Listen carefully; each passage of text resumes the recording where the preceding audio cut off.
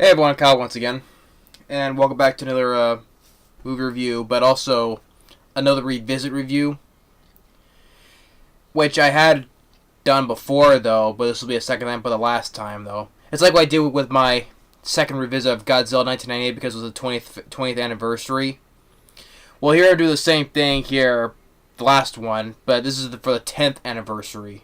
So, and like I said before, I probably already rushed into this one years back because I felt it was especially with there was like a few months apart, so I felt I rushed it. So, but this one to be a proper one because this is the 10th anniversary. Because this one I very remember very well of seeing this. So, and so 10 years. So from 2009, that an anime film that I enjoyed a lot so much back then. I still do. I still do to this day, and it was still my favorite film of 2009, and but it was one of my favorite anime films on the list. So I did say that, and I will still stand by it. And as of Monsters vs. Aliens, yep. Which a while back I had that poster up there, so you've seen the poster I had of it. But I still enjoyed Monsters vs. Aliens. Came out like today, March 27th. Can't believe it's been 10 years. I remember 2009, especially I remember some spots before.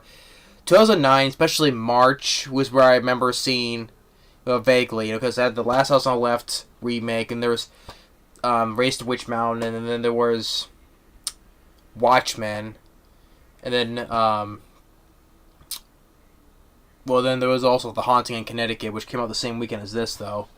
But March, especially it was that time in March. I don't know why though, but this is why I remember most during that year in 2009.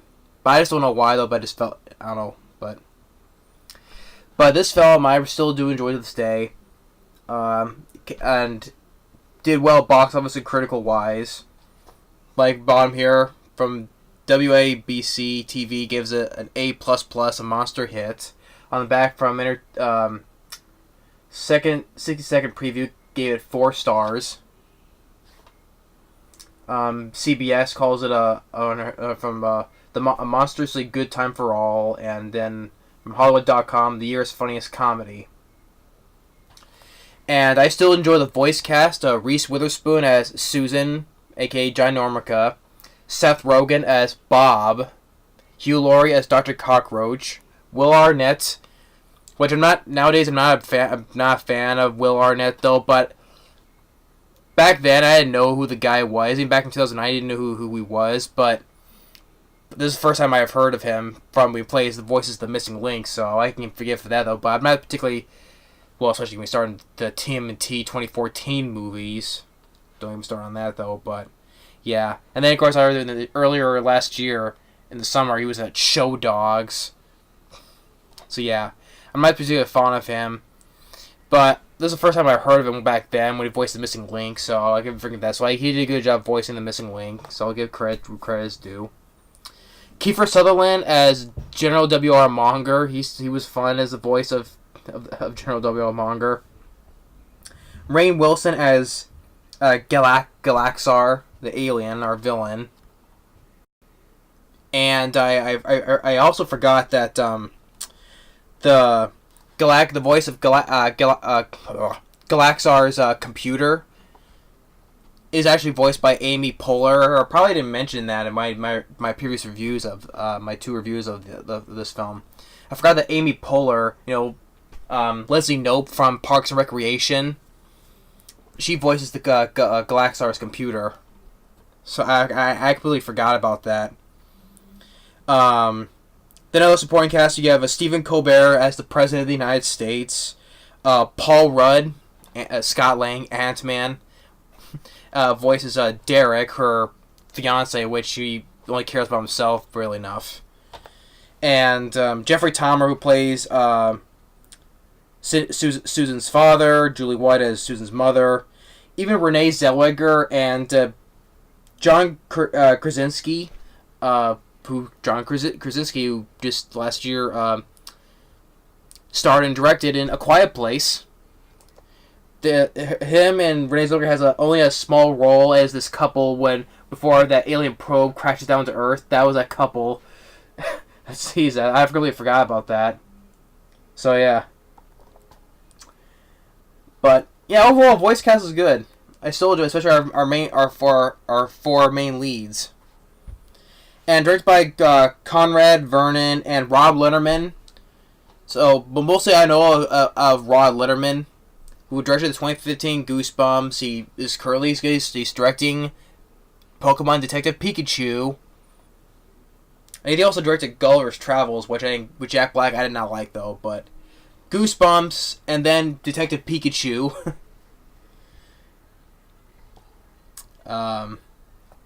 So yeah. And the film was a box office hit on a budget of $175 million. I think it's still the most expensive. This is still the most expensive budget one from DreamWorks. I still believe that. I think so. And worldwide, it made $381 million. Domestically, came close to making $200 million, $998 to be exact. Received positive reviews. Is a 6.59 DB. Is a 73% of Rotten Tomatoes.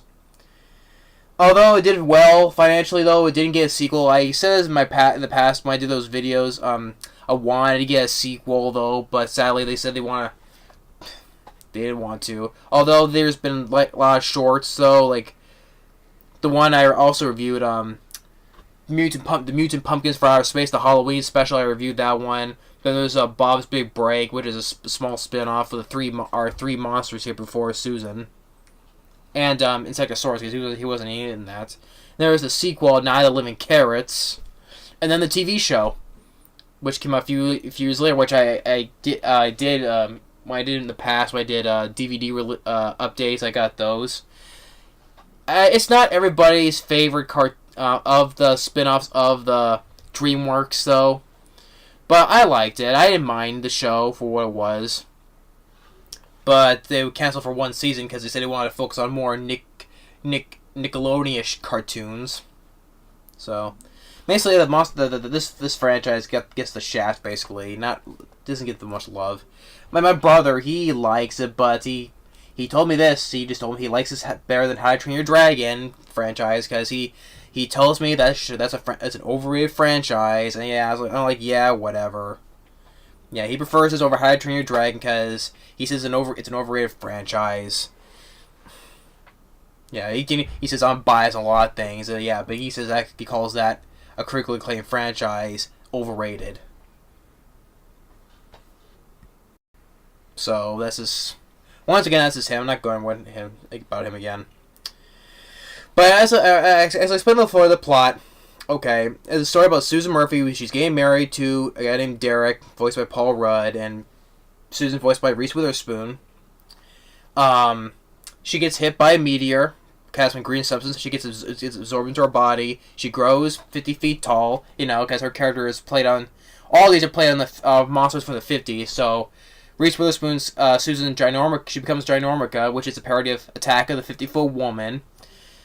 She gets trained, brought to this classified facility, which in the cartoon it's called Area 50-something. Yeah, Area 50-something. Where she meets our three monsters here, four technically, sorry. First, Dr. Cockroach, parodied of The Fly, voiced by Hugh Laurie. Bob, voiced by Seth Rogen, obviously the parody of The Blob, and then The Missing Link, voiced by Will Arnett, parody of The Creature from the Black Lagoon. And Seth Rogen, when she sees Bob's like, "Hi there! Oh, my back! Just kidding, I don't have a back!" And then Insectosaurus, obviously, parody of Godzilla. Meets with General W. Monger, voiced by Kiefer Sutherland, said that she's going to be here for the remainder of her life because, monsters are classified. So but even though she doesn't like being there, but she wants to leave, but she has no choice but to stay here. Then meanwhile, Galaxar, voiced by Rainn Wilson, and the computer, voiced by Amy Poehler, said the meteor that carries the Quantonium crashed to Earth. He sends robot probe, where this couple on Earth, where Renee Zellweger and John Krasinski. They see the meteor, the probe, the alien probe, and then later the army gets there. The president, voiced by Stephen Colbert, tries to make contact with it.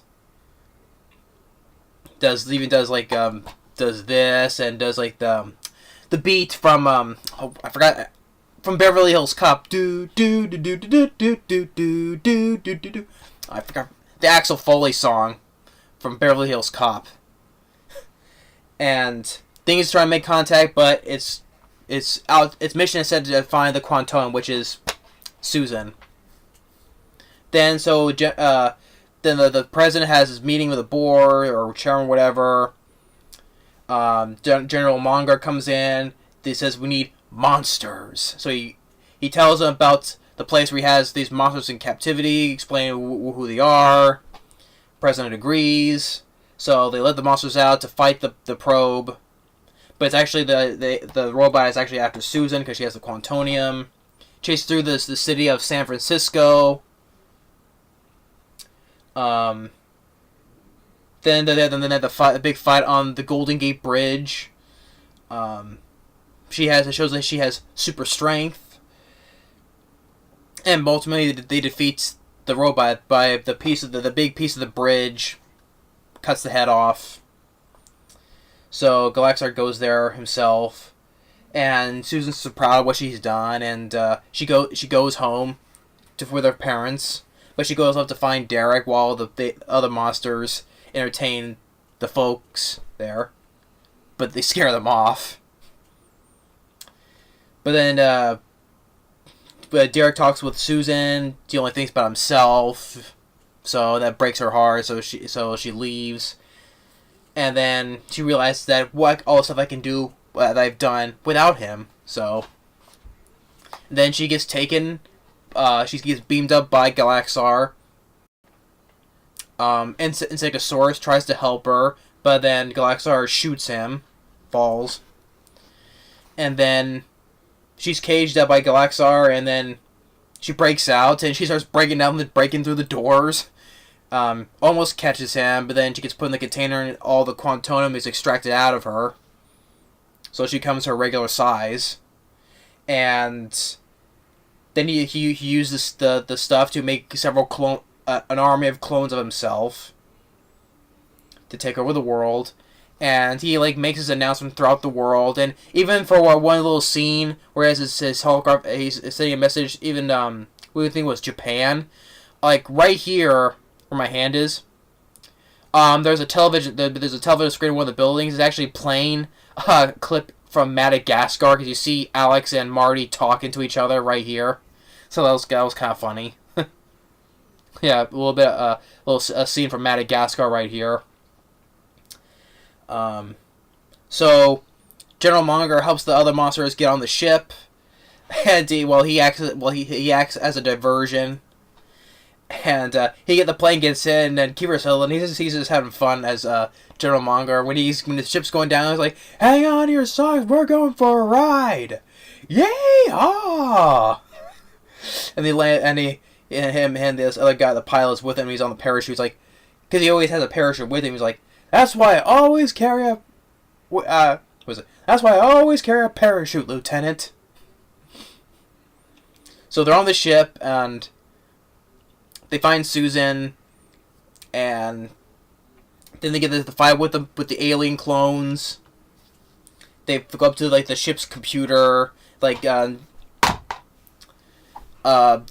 Cockroach, does a little dance because it has the color pad, for the self-destruct mechanism.